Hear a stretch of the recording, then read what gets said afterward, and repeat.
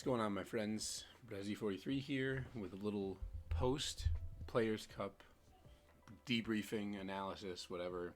I've got my coffee. I am here to talk about the team that I played in the Players Cup. Now, unfortunately, I did not qualify. I wrote it down here. Let me take a look. I kept track of all my matches as best as I could. And I finished day one. So I had a weird tournament. I finished my first 25 matches 16-9 with an overall record with an overall rating of 1603. I had a weird tournament though because my work schedule didn't allow me to start playing until Saturday. So I got a little extra time to think about a team that I wanted to use, but I had to really crunch through a lot of games in a very short period of time. So I played 25 games on just Saturday, and then I went into some of the other ones on Sunday and ran into some unfortunate luck as well as some mistakes on my end. And I lost a couple in a row, started to get tilted. I think I finished... So I started the next day. I played a few games. I did pretty well out the gates. I think I won 5 of my first 6 or 7 on Sunday. But I was still at about 1635, 1640. So I had to keep playing. And I lost a couple, won a couple, then lost a bunch. I lost like 3 in a row at the end. I finished overall at 1610. However, unfortunately... my play on Sunday was a little bit meh in terms of quality. I was a little distracted. I was still learning the team. I'll go into the team here quick. It's in my last video. I break it down. I'm just gonna go over a couple of quick changes. I ended up running Assault Vest Celesteela with Flamethrower, which was very good. Ended up coming in clutch a lot, where the extra bulk was really good, and having access to Flamethrower was great. Lumberry, Glacier. This was Assault Vest originally. Porygon with a Violet and Eerie Impulse. Eerie Impulse was incredible all tournament long. Fantastic move. Really good on Porygon. Caught a lot of people off guard where I won a lot of games because I completely neutered their max. Incineroar with Shuca Berry, Amoonguss. I ended up going with Aqua Berry instead of the Koba Berry, which made a lot more sense given that I had 2 other Pokemon on my team weak to fire. And Rotom with Citrus.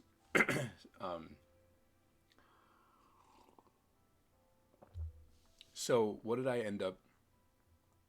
Let me talk a little bit about this team. I ended up finding out. I'm gonna find this person on Twitter. So I don't have Twitter on my computer, but there was a Japanese player who tweeted out that they basically used this exact same team. And they finished 21st overall in the qualifier.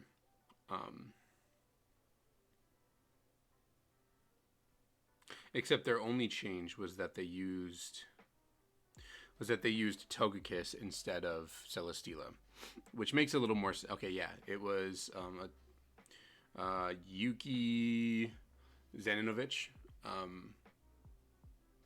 utilized this exact team to get 21st. Only a handful of differences. It looks like it's Assault Vest Glacier. It is. They did run Aqua Berry and Amoonguss, but they did run a Guave Berry Incineroar rather than Shuca, which makes sense. You have 2 ground immunities. Shuca was really good in some matchups, but didn't often matter in others. So what does this team do? What I ended up having to learn a lot of the modes as I went, but basically it's got a really potent strategy for basically protect the queen, and the queen in this case is Glacier. You're setting up Trick Room, you're trying to mitigate damage, position yourself around. You have a ton of damage mitigation with. I found myself leading Incineroar Porygon a lot, where you can fake out, set Trick Room, and then you have Eerie Impulse, Recover, and Parting Shot to position your Glacier really well and mitigate damage. Glacier gets into position, and Amoonguss often came in the back in this game, where Amoonguss would redirect attacks, and having an Akaberry would redirect fire attacks pretty safely from Glacier and be okay. That was plan A. I found myself a lot of other times doing Amoonguss Rotom. Porygon got mixed in a lot. Incineroar came often. I actually think that in most of my games, Incineroar, Porygon, Glacier came the most, obviously. And then Celesteela came a fair bit as well. I ended up using Celesteela as a Sun answer, which I don't know, given that I only had one really solid way to beat Sun, it ended up being kind of a, like, depending on the Sun team it ended up, like, Trick Room ended up only being mediocre. Amoonguss doesn't do as much against Venusaur, so I would have loved to have had a Togekiss in this slot, to redirect, set up Trick Room, things like that. However, Celesteela put in work for me a lot in the tournament. I definitely want to build a team with Celesteela and utilize Celesteela more. And often against Sun, I would end up leading Rotom Incineroar or Rotom Amoonguss. Usually it was Rotom Incineroar. And Rotom actually just kind of acts as a deterrent, or a target, rather, where I'm going Fake Out, Nasty Plot, and then I ran into a lot of Lilligant Torkoal, which was interesting. So I would Fake Out the Lilligant and Nasty Plot in front of the Torkoal. Torkoal would often Dynamax in some situations and target this Rotom. Other times it wouldn't Dynamax. And then on the second turn, I would Flare Blitz the Lilligant and protect the Rotom. Just basically try to stall out their max as best I can, because they're not going to target Incineroar with Torkoal. They're going to target Rotom because Rotom is way more threatening. But then Celesteela was my best max against them. You have Air Slash for the Venusaur and Flamethrower. Excuse me, sorry. And we have Meteor Beam for the Torkoal. Dynamax Celesteela one-shots Torkoal with that's not maxed. So if they're doing Lilligant stuff, you can lead Incineroar Celesteela, max Celesteela, and drop a rock on the Torkoal and immediately go to +1. I might experiment a bit more with the Power Herb set, and maybe drop the Air Slash. I understand its importance. It's a stab move that gives you Airstream, but on this specific spread, you're not really outspeeding too much at base 90. It's just not really happening. So potentially looking to do something like this for maybe next time, and then foregoing the Air Slash for Protect might be what I end up doing. We'll see. But for now, it ended up being very good against Sun, surprisingly, despite being weak to Fire. Against some of the other stuff, against opposing Glacier, I leaned really hard on Incineroar. I want to talk about what I think I did wrong this tournament, though.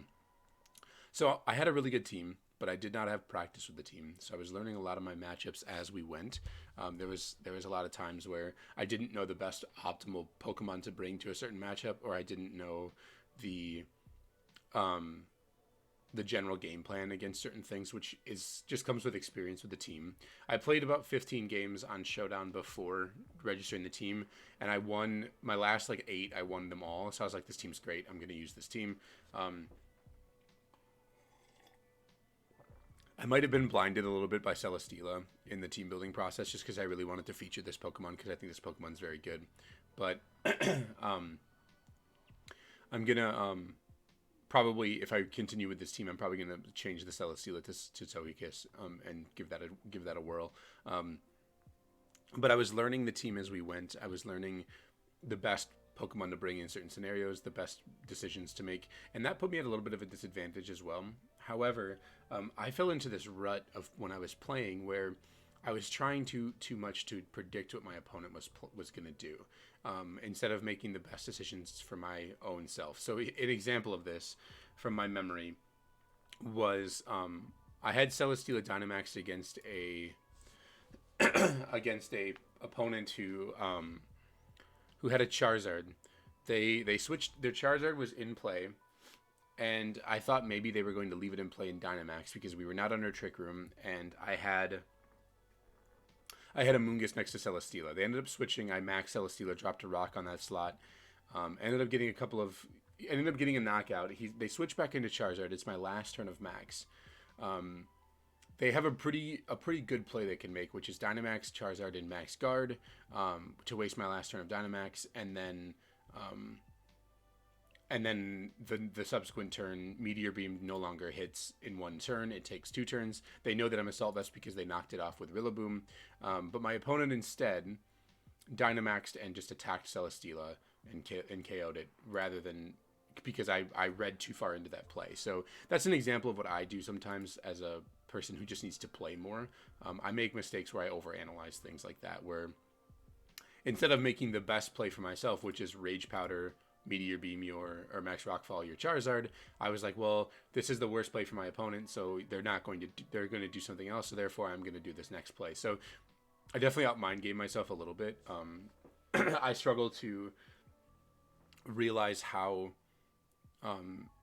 good my opponent actually is, especially in a best of one. It's really tough. I struggle with best of one, but knowing how good your opponent is definitely a skill that comes with time and just playing more to kind of discern that.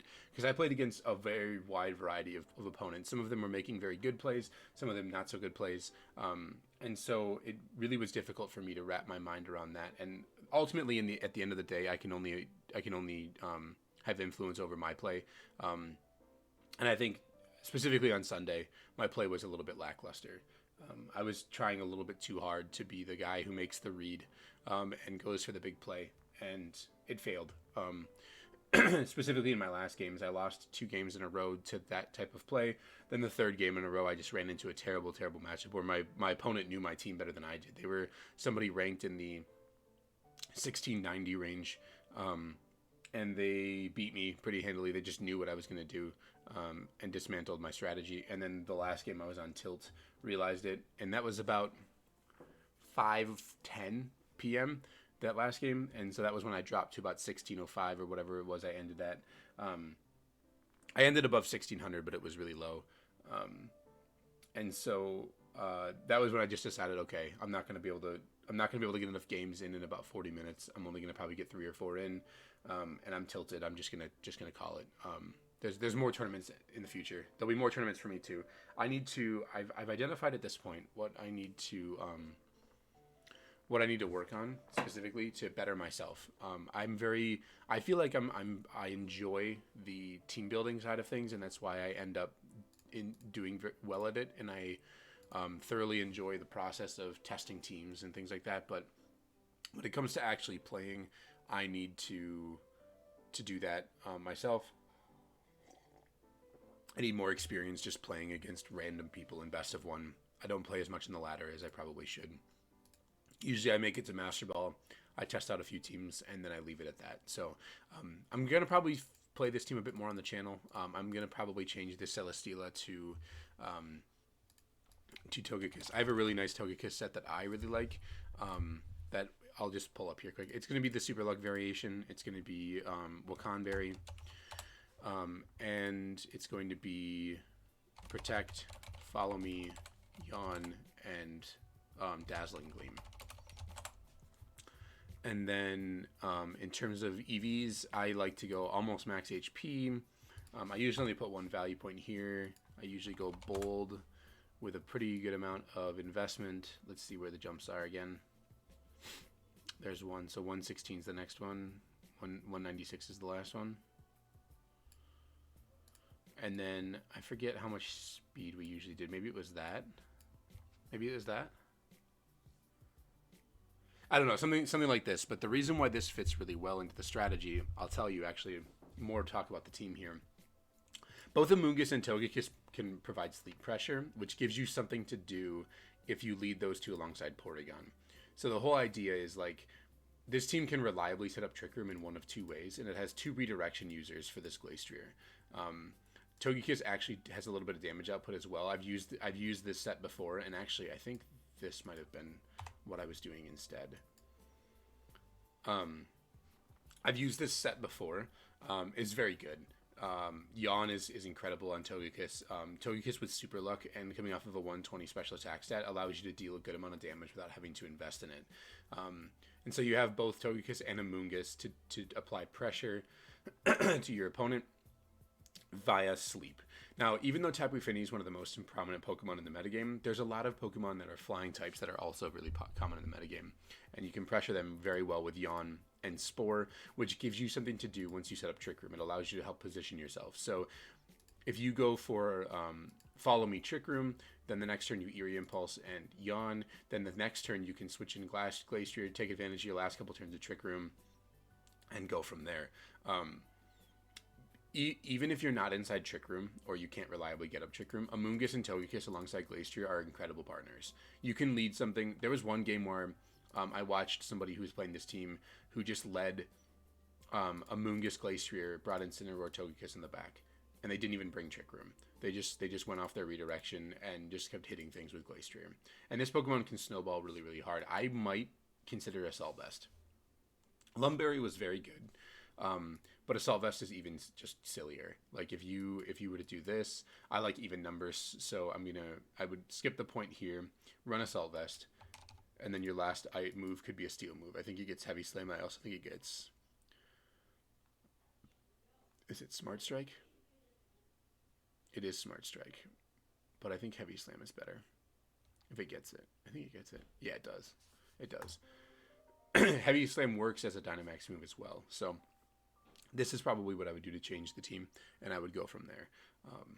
But this team, like this combination of Pokemon was really good. Rotom Wash is a very good Pokemon right now.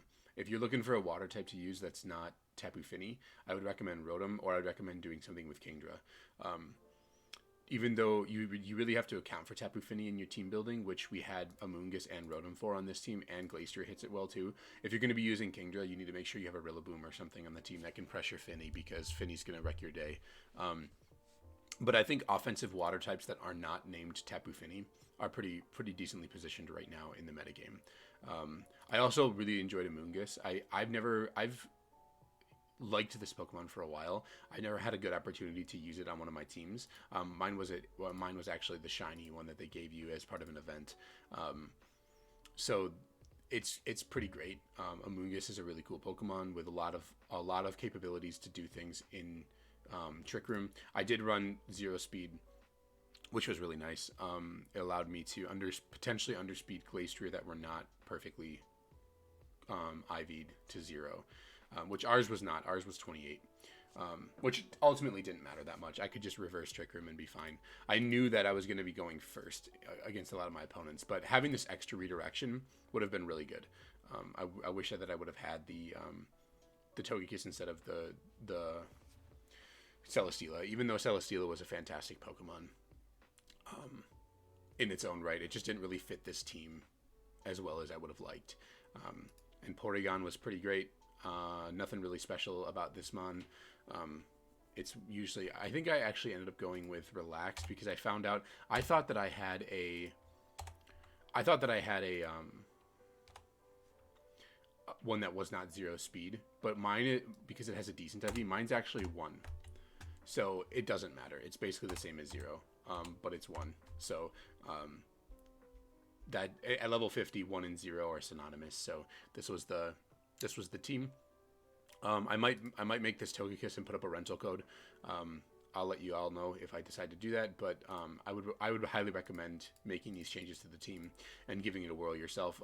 You could leave this as Shuckleberry. I personally really like Shuckleberry, but I know that because the Citrus Berry is taken up by the Rotom, I don't love a Guave Berry or like Pinch Berries on Incineroar against certain matchups, because the whole point of the berry is to add an additional hit to a knockout, right? So if you're running a Guave Berry, you want to turn a 2-hit knockout into a 3-hit knockout. Or other way around, you want to turn a 3-hit knockout into a 4-hit knockout. And Citrus, you want to be turning a 2-hit knockout into a 3-hit knockout. And a Guave Berry often doesn't do that.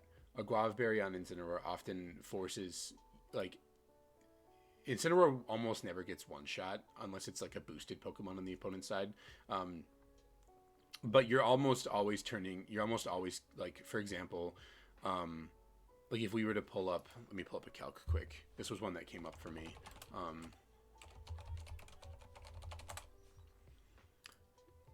Actually, I want the Picolytics one because I think I have my Incineroar still built in there. I do. My custom set. Regigigas. Dynamax. And let's say this item wasn't Shuka. Let's say this item was, okay, so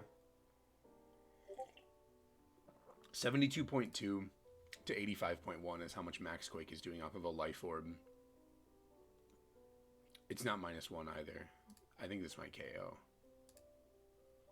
Oh no. Wait. Yeah, this KOs. So this is already a scenario where a Guava Berry is not going to matter. Shuka Berry does against this opponent, or against Regigigas. It allows you to get a parting shot off, which puts this at -1. The Shuka Berry also allows you to lead Incineroar plus Porygon against this lead. Fake out the Wheezing, set Trick Room, and then parting shot and recover. And then you still have Incineroar in the back later on once you knock out the Wheezing. So this is an example where Shuka Berry is good. If we take a look at Venusaur, Max Quake, unless it's a low roll twice, is often only going to be mitigated. Like this might not even trigger your berry. Your berry triggers at 75% of your health. And this has a chance to not even trigger your Guava Berry, but it does trigger your Citrus Berry. What's another Pokemon that usually... Landorus. Landorus T. Let's do Landorus offensive. And let's say it is intimidated. It still has a chance to KO. If it's Adamant Landers, which I think a lot of people are running Adamant. I don't think they're running Max Speed either, but I think a lot of them are running Adamant. So this is where Shuka Berry would be good. A Guava Berry is not going to do anything. You're not going to die, but you're not going to turn a 2-hit knockout into a 3-hit knockout. You're still going to turn a 2-hit knockout into a 2-hit knockout. So in some of the situations, Incineroar with a Guava Berry is a little bit crappy. I understand why it's used, though, because there's been a lot of scenarios for me when I've used Incineroar that I've been Flare Blitzing constantly, and I like the extra recovery, which Shuka Berry does not give you. But Shuka Berry in its own right was very good for me. And I would recommend this, but I don't blame you if you use a Guava Berry. I still like Citrus on Rotom. I think it's a really good item.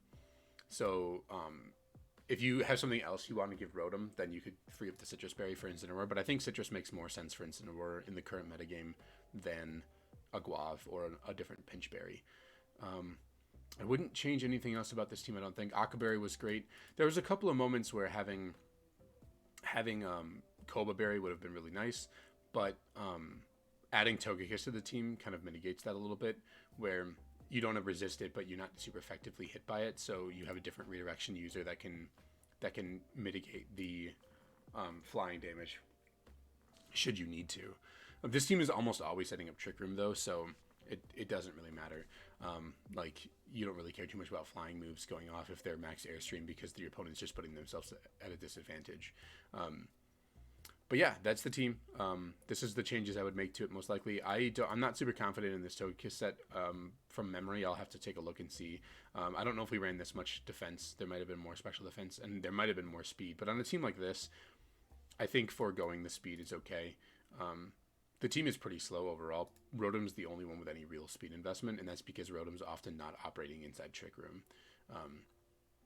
Rotom is often like up front alongside Togekiss or Amoonguss, and it's going for Nasty Plot and attacks with Porygon in the back and maybe Glacier in the back as well, or Incineroar. But basically, you have two different Protect the Queen strategies. You have the Glacier Protect the Queen, and you have the Rotom Protect the Queen. There was a couple of games, I think one of them is on the YouTube channel, where I got Rotom to +4 and just swept. My opponent, like, I caught my opponent with their pants down with the lead. I led Amoonguss Rotom. My opponent led like something really passive, and I just went for Spore plus Nasty Plot, and then I went for Spore plus Nasty Plot, and then I maxed Rotom and swept. with at +4. So pretty silly. Sometimes where you in best of one where you can catch people like that where they're not expecting you to lead a certain way. And that happened to me a couple times as well, where my opponents led something I didn't think they were going to lead, and they caught me with my pants down. So, yeah. Otherwise, this is a pretty good lineup. I would recommend this. So that's gonna do it for this video, I believe. I hope you all enjoyed this type of content. Like I said, I'll put up a rental if I hear in the comments that people are interested. But very solid team. I just was under practiced with it, and I need to work on some things myself when it comes to playing. I need to play a little bit more soundly in terms of what I'm trying to like. I need to stop worrying about what my opponent's doing as much and trying to counter them instead of making the best percentage play that I can make for my given scenario. So that's going to do it for this video. Thank you all for watching. I hope you enjoyed this type of content. I kept this video a little bit shorter because I mostly just talked the whole time. But I'm going to be, in the future here, I'm going to be doing more videos on the channel of me playing. I'm going to be featuring some cool Players Cup teams as well as some other teams I really enjoy. I know Sage and Park just released his Senti Scorch paste. So I'm probably going to be using that team as well.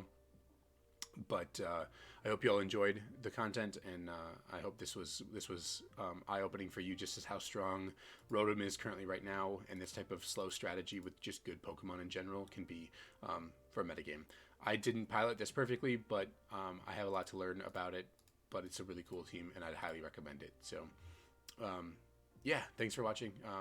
Hit the like button if you enjoyed this comment. Leave this type of content. Leave a comment if you have some feedback, and as always, I appreciate any support, including subscriptions. I look forward to seeing you all in the next videos.